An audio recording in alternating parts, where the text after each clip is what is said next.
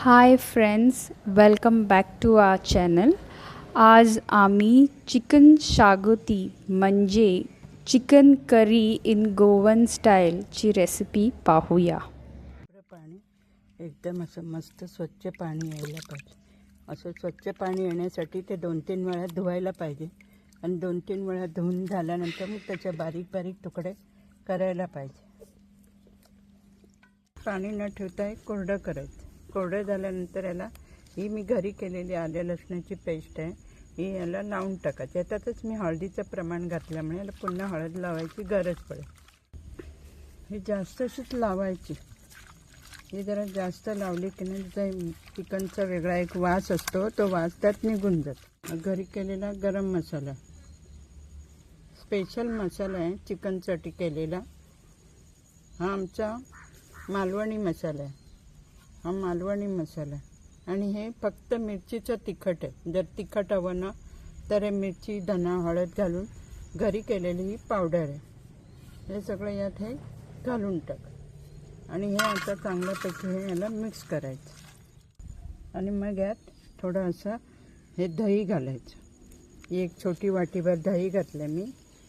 हे साधारण 50 ग्रॅम असेल. आता वास मस्त आला याचा, एकदम छान वास येतो याचा. सुकी मिरची ही 5-6 मिरी, 3 लवंग, थोडासा दालचिनीचा तुकडा, हे आलं लसूण, हे खोबरं जरा नारळ हे झाल्यामुळे असे तुकडे काढावे लागले.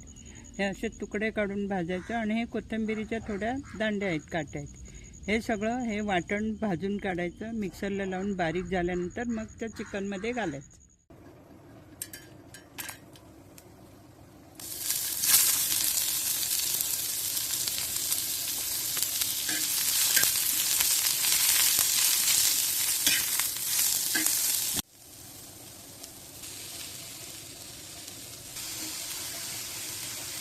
तेल जास्त नाही वापरायचं, थोडंच वापरते. थोडा कांदा घालायचा. जरा ना मोठाच कापायचा, एकदम बारीक नाही कापायचं. तर कांदा जरा ब्राऊन रंगाचा झाला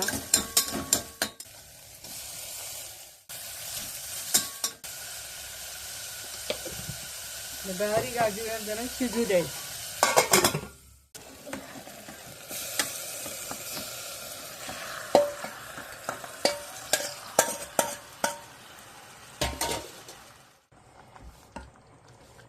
आता जर रंग बदललाय त्याचा, बरंच ते शिजलंय, अर्ध्यावर शिजत आलंय.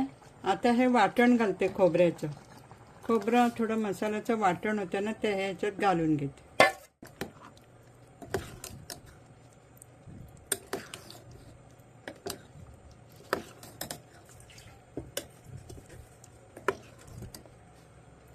थोडं पाणी घालते.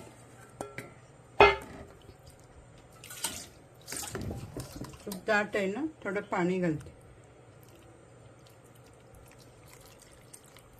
त्याचा रंग बदलला, तिखट कमी होतं म्हणून घातलं.